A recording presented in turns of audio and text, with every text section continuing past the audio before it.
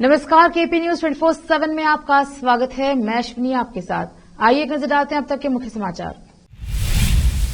केंद्रीय मंत्री भगवंत खुबा ने जिला प्रभारी मंत्री ईश्वर खंडरे पर निशाना साधा। सुप्रीम कोर्ट में टीएन की याचिका के कुछ दिनों बाद अब कर्नाटक कावेरी जल छोड़ने पर याचिका करेगा दायर। क्या चुनी हुई सरकारों को गिराने में बीजेपी सही थी? ऑपरेशन हस्त अफवाहों पर डीके शिव कुमार का बयान।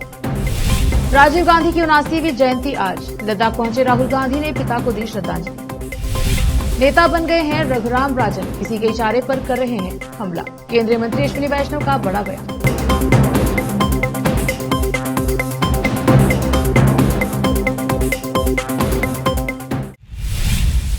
देखते हैं समाचार विस्तार से।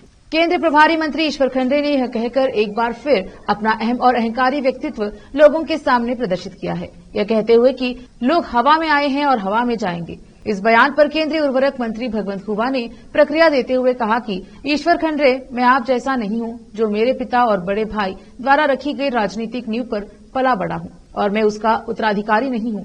मैं एक किसान का बेटा हूं। अपना काम करने, जीविकार्पोर्जन करने और समाज की सेवा करने के लिए राजनीति में आया हूं। आपकी तरह मुझे भी सीधे मंच पर सीट मिली। 3 दशकों तक पार्टी की विचारधारा और दर्शन में विश्वास रहा। पार्टी में कई पदों की जिम्मेदारी बखूबी निभाई और बड़ों से प्यार के लायक सांसद का पद मिला। खुबा ने सवाल किया कि क्या ऐसी सेवा आपको समझनी चाहिए? यह सच है कि मोदी हवा में जीत गए हैं। हमारे मोदी दुनिया के नेता हैं। मेरा नेता मेरा गौरव है। एक सांसद के रूप में मैं लोगों की कठिनाइयों और खुशियों का जवाब दे रहा हूं। भ्रष्टाचार, भाई भतीजावाद, पक्षपात, राजनीति के बिना सेवा कर रहा हूं। आपकी पार्टी के नेता पप्पू जो वोट बैंक पर निर्भर हैं, पैसे और जोर जबरदस्ती से खेलकर कांग्रेस के टिकट पर जीत रहे हैं। क्या उन्हें आपकी पार्टी के नेता का नाम बताने में शर्म आती है? इस प्रकार के अन्य मुद्दों पर खुबा ने ईश्वर खंडरे पर निशाना साधा है। विशेष संवाददाता की रिपोर्ट। कर्नाटक सरकार ने शनिवार 19 अगस्त को महाधिवक्ता शशि किरण शेट्टी को कैबिनेट बैठक में आमंत्रित किया और तमिलनाडु के लिए कावेरी नदी से पानी छोड़ने के आदेश पर उनके साथ विस्तृत चर्चा की। कैबिनेट ने महाधिवक्ता को तमिलनाडु को पानी छोड़ने के आदेश पर सवाल उठाते हुए सुप्रीम कोर्ट के समक्ष याचिका दायर करने का निर्देश दिया। विधानसभा में पत्रकारों से बात करते हुए कानून मंत्री एच.के. पाटिल ने कहा कि याचिका सोमवार को दायर की जाएगी। उन्होंने कहा, मैं इस मुद्दे पर अधिक जानकारी नहीं दे सकता क्योंकि राज्य सुप्रीम कोर्ट का दरवाजा खटखटा रहा है। इस सप्ताह की शुरुआत में तमिलनाडु ने सर्वोच्च न्यायालय में एक अपील दायर की थी जिसमें खड़ी फसलों को बनाए रखने के उद्देश्य से कर्नाटक को 24,000 क्यूसेक कावेरी जल का दैनिक कोटा जारी करने के लिए बाध्य करने का आदेश देने का अनुरोध किया गया था। उप मुख्यमंत्री डीके शिव कुमार द्वारा पानी छोड़ने के न्यायाधिकरण के आदेश को कथित तौर पर 1 सप्ताह तक छिपाने और भाजपा द्वारा इस मामले पर विरोध प्रदर्शन की घोषणा के बारे में पूछे जाने पर पाटिल ने बताया कि मुख्यमंत्री सिद्धरामैया पहले ही कह चुके हैं कि वह इस मुद्दे पर सर्वदलीय बैठक बुलाएंगे। समस्या इसीलिए विरोध की कोई गुंजाइश नहीं है। उन्होंने कहा कि शांति बनाए रखी जानी चाहिए और इस मामले पर सर्वदलीय बैठक में चर्चा की जा सकती है। परेशान हस्तियार रिवर्स ऑपरेशन लोटस की अफवाहों के बीच जबकि कर्नाटक भाजपा इकाई अपने झुंड को एक साथ रखने के लिए सभी प्रयास कर रही है। उप मुख्यमंत्री और राज्य कांग्रेस अध्यक्ष डीके शिव कुमार ने सवाल किया कि क्या भगवा पार्टी विभिन्न निर्वाचित सरकारों को गिराने में सही थी। देश भर के राज्य शनिवार 19 अगस्त को बीजेपी नेताओं के कांग्रेस में शामिल होने की अफवाहों पर एक सवाल के जवाब में शिव कुमार ने कहा कि कांग्रेस एक महासागर की तरह है। यदि नेता अपना राजनीतिक करियर बनाना चाहते हैं, भारत को बचाने की दिशा में निर्णय लेना चाहते हैं तो वे आवश्यकतानुसार अपने निर्णय ले सकते हैं। उन्हें कोई कैसे रोक सकता है? क्या वे भाजपा मध्य प्रदेश, कर्नाटक और महाराष्ट्र राज्यों में चुनी हुई सरकारों को गिराने में सही थे? क्या आपको लगता है कि ऐसा करने में वे सही थे? शिव कुमार ने पूछा कि उन्होंने आगे कहा, नेता अपनी जरूरतों के मुताबिक फैसला लेंगे।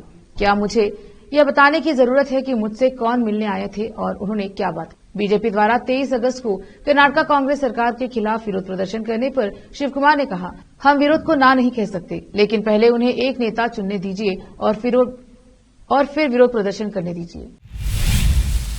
ट्विटर 1984 से 1989 तक भारत के 7वें प्रधानमंत्री के रूप में कार्य करने वाले राजीव गांधी का जन्म 20 अगस्त 1944 को हुआ था। आज उनकी 79वीं जयंती है। इस अवसर पर कांग्रेस नेता राहुल गांधी पैंगोंग झील के तट पर आयोजित एक प्रार्थना सभा में शामिल हुए और उन्होंने पिता को श्रद्धांजलि अर्पित की। राहुल गांधी गुरुवार को केंद्र शासित प्रदेश की अपनी 2 दिवसीय यात्रा शुरू करने के लिए लेह पहुंचे थे, जिसके बाद में उन्होंने 25 अगस्त तक के लिए बढ़ा दिया है। 5 अगस्त 2019 को अनुच्छेद 370 और 35A को हटाने के बाद जम्मू और कश्मीर को 2 केंद्र शासित प्रदेशों लद्दाख और जम्मू कश्मीर में विभाजित किए जाने के बाद से यह राहुल गांधी की लद्दाख की पहली यात्रा है। उन्होंने शुक्रवार को लेह में युवाओं से बातचीत की। पार्टी सूत्रों के मुताबिक राहुल गांधी लेह में एक फुटबॉल मैच भी देखेंगे। इसके अलावा सूत्रों ने बताया कि वो 25 अगस्त को 30 सदस्यीय लद्दाख स्वायत्त पर्वतीय विकास परिषद LAHDC कारगिल चुनाव की बैठक में भी भाग लेंगे। केंद्रीय मंत्री अश्विनी वैष्णव ने शनिवार को भारतीय रिजर्व बैंक RBI के पूर्व गवर्नर रघुराम राजन पर निशाना साधा है। उन्होंने कहा है कि राजन एक ऐसे नेता बन गए हैं जो किसी की ओर से पीछे से वार कर रहे हैं।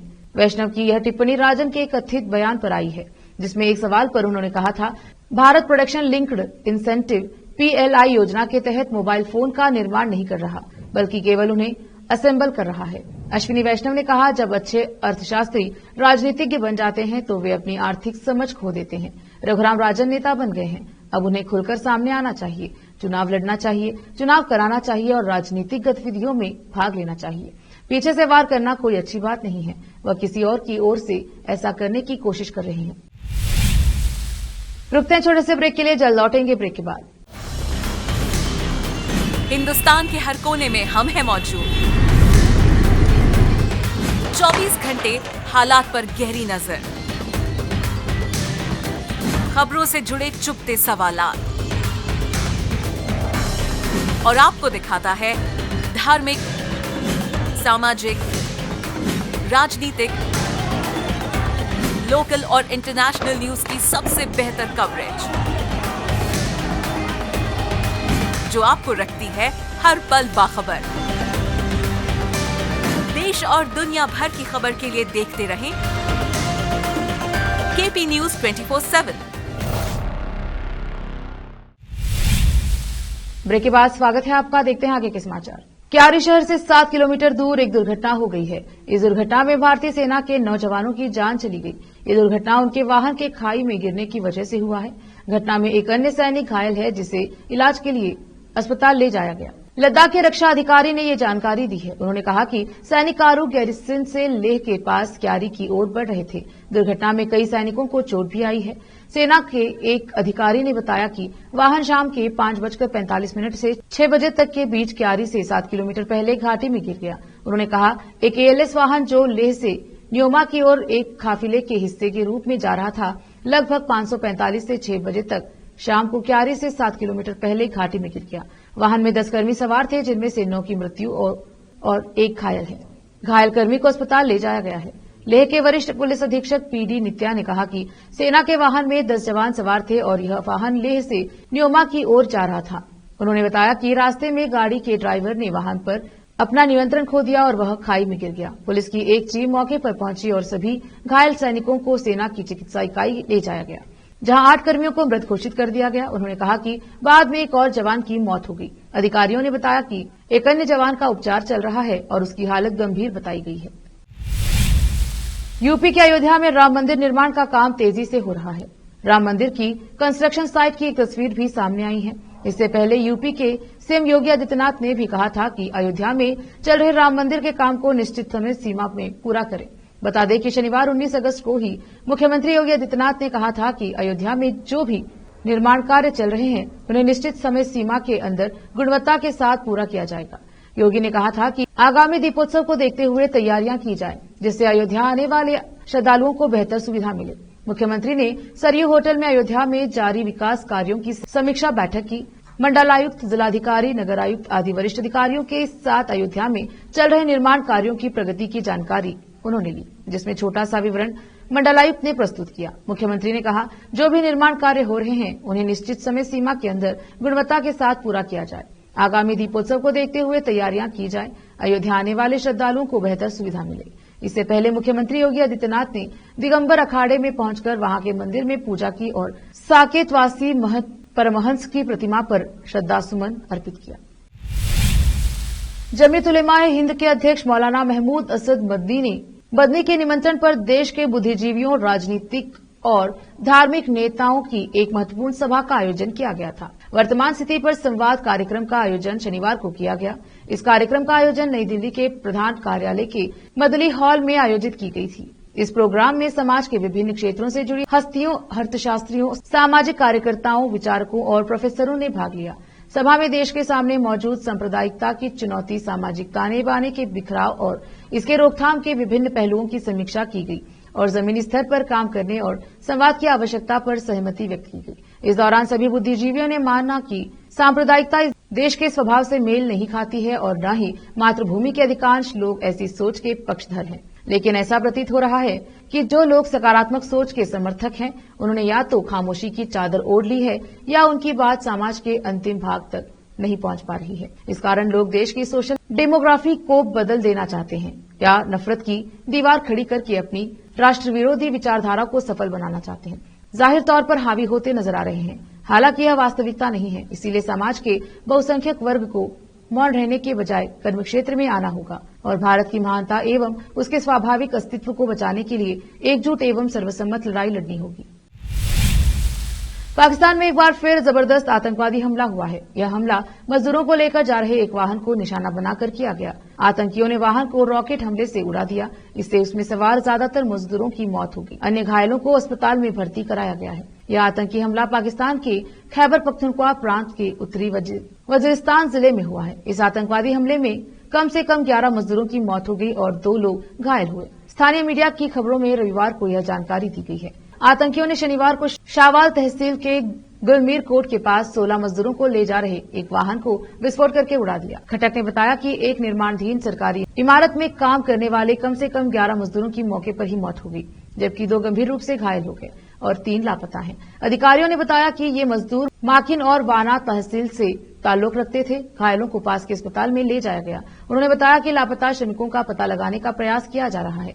इससे पहले शनिवार को अपर साउथ वजीरिस्तान के माकिन तहसील में असामाजिक तत्वों ने बम निरोधक दस्ते के वाहन पर रॉकेट दागा था, जिसमें 4 कर्मचारी गंभीर रूप से घायल थे।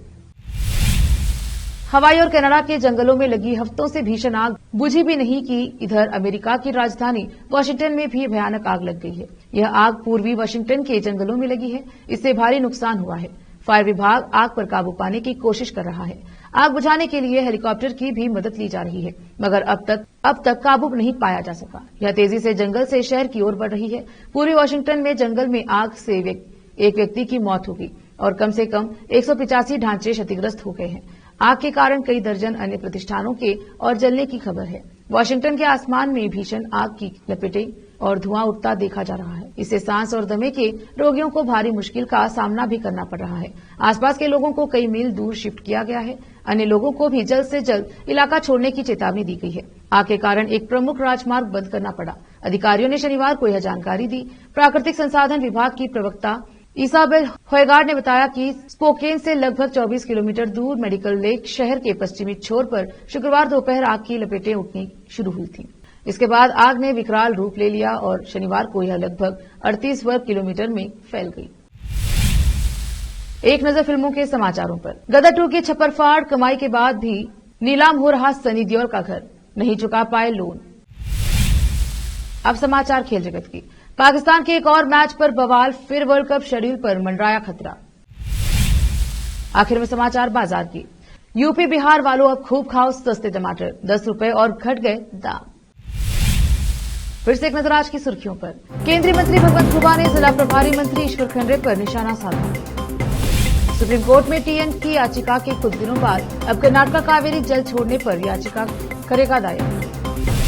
क्या चुनी हुई सरकारों को गिराने में बीजेपी सही थी? ऑपरेशन हस्त अफवाहों पर डीके शिव कुमार का बयान। राजीव गांधी की 79वीं जयंती आज। लद्दाख पहुंचे राहुल गांधी ने पिता को दी श्रद्धांजलि। नेता बन गए हैं रघुराम राजन, किसी के इशारे पर कर रहे हैं हमला। केंद्रीय मंत्री अश्विनी वैष्णव का बड़ा बयान।